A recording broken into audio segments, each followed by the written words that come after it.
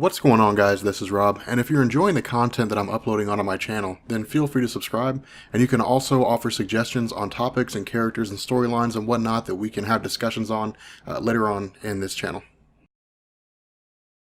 So, with the current run of Batman focusing so heavily on Bane, that is to say what's being written right now with I Am Suicide, what I want to do here is I want to run over the DC Rebirth origin of Bane. And what I mean is basically the origin of Bane that's being used for DC Rebirth. Now, the reason why I really chose to start with Bane is because he's the quintessential example of everything that's going on with regards to DC Rebirth. Now, for those of you guys who are new to DC Comics or to comic books as a whole, DC Rebirth isn't really a reboot so much as it's designed to take what worked with the pre-New 52 and roll that in to the New 52. The issue with this was that when the Batman series was launched in 2011, because Batman was so popular, it didn't make any sense to wipe the slate clean. The issue with this was that DC was just kind of walking the line. They were going back and forth. They wouldn't confirm that Batman was rebooted, but they wouldn't say that he wasn't rebooted. What they did is they said everything that happened from the time that Batman's publications first began, following the events of Crisis on Infinite Earths up until the start of the New 52, all happened within a 5-year window. And so we as the reader were expected to believe that he had trained 6 Robins in 5 years, that he learned of Damian Wayne's existence in 5 years, which didn't make any sense because Damian Wayne was 10. There were a lot of things that didn't seem to add up, but DC wouldn't really give a straight answer, and all they said was, well, maybe it happened, maybe it didn't. No story is true until it's basically confirmed to exist in DC by way of injection into comics. And so when the New 52 first launched for Batman, it was like Bane didn't exist. But then suddenly Bane popped up in Batman and Robin Eternal from Scott Snyder, and now Bane was there. And so with Batman number 9 sort of touching on Bane's origin a little bit, it really ties into the idea that Bane, his origin as it exists in DC Rebirth, is effectively the original origin. Now, this story came out of something called The Vengeance of Bane, which was written by Chuck Dixon, and it was actually a prelude to the Nightfall story arc, really the first major role that Bane would ever play in DC Comics. And what this does is this basically just gives us the quintessential story in the sense that it tells us that Bane's father was a revolutionary, that he tried to rise up against the government and tried to topple that government. And because of the fact that, the father perished in the incident, it resulted in Bane basically serving out the sentence of his father. Now, because of the fact that this nation existed in a very archaic structure, what it said was that only the son of a criminal could serve out the sentence, not a daughter. But because of the fact that Bane was born a boy, and because he was a baby, not only was he imprisoned, his mother was imprisoned as well, so she could take care of Bane. Now, a lot of this story is told to us from the perspective of a guy named Zombie. And Zombie was basically there when Bane first showed up. He was there when his mom showed up. And he was watching from the shadows while, Bane's mother lived in the infirmary to raise her child and watched as she effectively began to give up on life. That's really just what happened to her. She really just sort of gave up. She really couldn't handle life in prison. And so because of this, Bane was very much left to his own devices in terms of exploring the prison, in terms of running around. Now, as a child, Bane was very much like any child. He was curious, he was adventurous, but he, being in this sort of prison environment led to some very dark things in the sense that he learned about the corruption that went on behind the scenes in prison. He learned about how prisoners were bribing guards for the purpose of turning a blind eye, while those same prisoners killed somebody else. He was forced to watch all these different things unfold, and so the time eventually came whereby he had witnessed his mother's death, where she had basically just sort of given up in her entirety and passed on. And instead of receiving an adequate burial, instead of receiving an appropriate burial, instead, she was quite literally just thrown over a cliff unceremoniously to be consumed by sharks. And that's how harsh this place was. There was really no concern from the warden on the prisoners themselves. And in fact, the warden would just allow the prisoners to kill one another because this prison itself was designed to keep the inmates in. They didn't really care what they did to each other. As far as the warden was concerned, as long as they weren't escaping, it didn't really matter, as long as they didn't come after him or initiate a riot or something like that. And so in response, Bane was basically sent out to a cell by himself, being old enough with no one to really take care of him, and had to make his own way. Now, initially, one of the guys simply shows up. This guy, Puerco, shows up and basically starts to intimidate Bane, and he basically says, hey, you're gonna start working for me now. Now, there's no indication from Chuck Dixon that Puerco intended to use Bane for illicit purposes, but it does indicate that Puerco intended to use Bane for the purpose of thievery. Because he was so small, he could slip past prison guards for the purpose of turning Bane into a murderer to carry out assassins against other prisoners. But what happens is a guy named Trog basically steps this up and says, no, you're not going to use this kid. And when Perko initially tries to fight Trog off, Trog just pummels him in his entirety. Now, Trog's also a very, very important character here once we get to the conclusion of this, because he will basically be part of Bane's inner circle. But what happens is, in the midst of this conflict, Bane is knocked off second or third level of the prison, and as a result falls into the ground below and goes unconscious. Now, during this time, Chuck Dixon isn't really clear here. He kind of walks the line between like a hallucination or between like, a future appearance of Bane or something like that. But basically, the child version of Bane has a experience where he talks to his older self, and his older self says, I'm the person you will become, but in order for you to get to where I'm at, to where you don't have to worry about people who are going to be coming after you, you have to learn to conquer fear. You have to learn to get past this. Now, this is extremely important when it comes to the character of Bane, not because of the fact that he, broke Batman's back, but because this is really Chuck Dixon telling us, Bane's journey to become the villain that we know today was almost identical to Batman,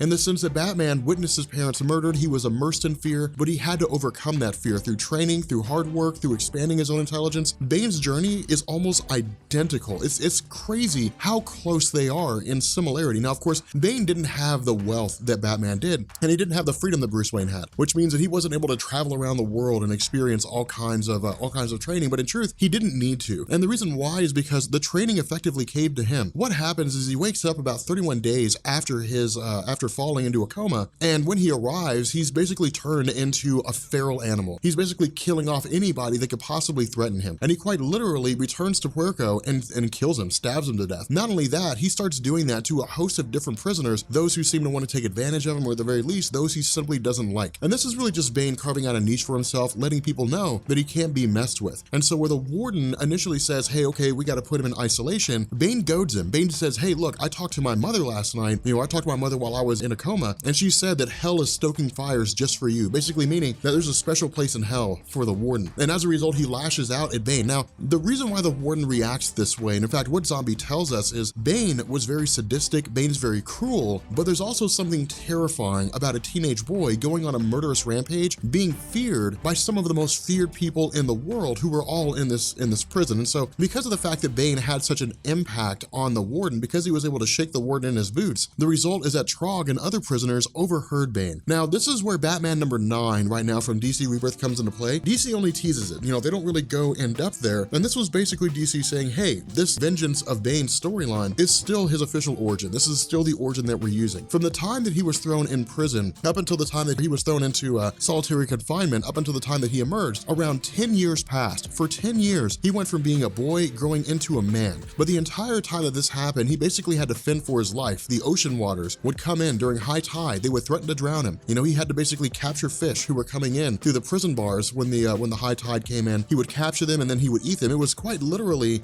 survival of the fittest in a 4x4 cell. And so he was doing the best he could, but the result was that he had basically hardened himself in the extreme when it came to surviving, when it came to making his way. In addition to this, he honed his mind. He sharpened his mind in the sense that he would imagine himself traveling off to different places and fighting against incredible foes. And so by the time he emerged from solitary confinement, Bane knew no fear. He was afraid of nothing. All he wanted to do was get out of this prison, and he wanted to solidify his legacy. Now, we don't really learn much about Gotham initially. Instead, what happens is he comes out, and the other prisoners in prison, they view him as a hero. They view him as a legend because he embarrassed the warden. The warden was hoping he would drown, or he would starve to death, or he would, die of thirst or something. The warden was hoping that he would end up perishing in the cell. But instead, Bane just kept himself alive by sheer force of will. And the result is that the other prisoners look up to him. Now, during this time, once he actually gets out, he comes across a guy named Bird. Now, Bird is from Gotham City, and Bird is the guy who tells Bane, hey, look, I come from a place named Gotham. It's the reason why I'm sitting here, because of some people I was mixed up in some nefarious deeds, different things like that. Bane doesn't initially give it a whole lot of thought, off the top of his head, but there are a few things, that Bird throws out in terms of, being able to access a means to solidify his legacy more or less. But the main goal of Bane after his release is to basically exemplify himself, to be a model prisoner, to be able to access the kind of things that he should be able to access in terms of books, but to also sharpen his mind in terms of intelligence. Now, this is one of the big differences between Bane in the comics and like Tom Hardy's Bane in The Dark Knight Returns. One of the reasons why a lot of fans got so angry with Tom Hardy's Bane is that while Tom Hardy is an amazing actor and they had one hell of a fight scene between Bane and Batman, at the end of the movie, he was basically a henchman for Talia al Ghul. In the comics, Bane's nobody's henchman. He is one of the smartest people. Well, when it comes to a lot of things, that's what Zombie tells us, is that Bane began to access books on science, on classic literature, on giving himself a classic education, learning as much as he possibly could about becoming as intelligent as possible. And so by the time he emerged from prison, not only was he wildly smart, he was also honed in terms of his physical abilities, strength, his athleticism, his agility, so on and so forth, in terms of his fighting, because of the fact that the prison was home to so many people from so many different places across the world. Bane quite literally just engaged in a fight club with these guys. And so he was learning all different forms of fighting from all over the world. So where Batman quite literally traveled the world to learn these different styles of fighting,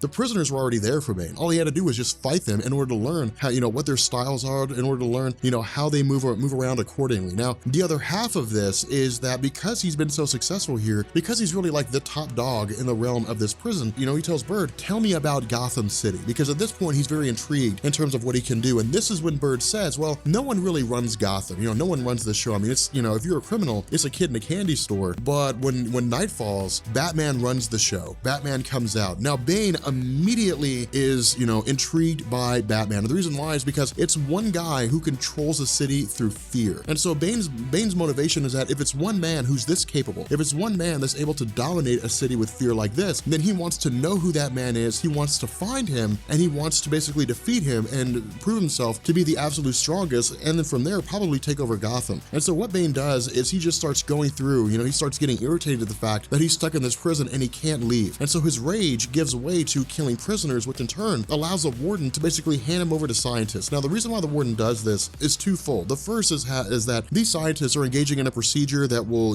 is designed for some sort of military application and a super soldier serum or something akin to that, but they use a substance called venom, which basically enhances the strength of the people who take it. The problem with this is that those individuals who has been tested on so far have all died. And so for the warden, Bane will be out of his hair either way. Either the experiment will be successful and Bane will, go off and leave the prison doing whatever it is the military wants him to do, or Bane will die in the procedure. But either way, the warden's life will be free of this curse that he's been dealing with for decades. And so what happens is Bane is exposed to the procedure and he survives the initial injections, which no one else had done. And because he survives that, they begin the process of placing implants in his brain that allow them to inject venom directly into his mind. And so because of this, Bane is considered to be the quintessential survivor, the one guy that could basically go forward as an agent of whoever it is that has contracted these doctors. And so from here, we also have Zombie, who basically swiped a sample of the venom serum. And the reason why he did this is because he was an expert in pharmaceuticals, which means that he could basically go through the ingredients that this thing, that make up this thing, and then in turn take them, duplicate them and create his own version of venom. And so what Bane does is he says, okay, fine, if you can do that, then here's the plan. I'm going to will my vitals to go down to the point where the machines can't read them and believe that I'm dead. And when that happens, they're going to dispose of my body by throwing it over a cliff, just like they did with my mother. And then I'm going to come back. We're going to, get rid of the warden. We're going to kill him off. This is going to be my de facto base, where basically he's going to be in control here, kind of like a king that's not currently sitting at the throne. And then he's going to head to Gotham and he's going to face off against Batman. And that's exactly what he does. Once they throw his body over, he immediately takes out the sharks just because of his, his strength. He travels and effectively takes over, is able to converse with Hugo Strange, and in doing so is able to secure some arms and armament, and then eventually bring a helicopter back to the prison, grab Trog along with a couple other guys, and then take off. Of course, they kill the warden in the process just for the heck of it. But the result here is that once they get to Gotham, they have Bird manufacture a few false identities. Trog begins work on his electronics expertise, as well as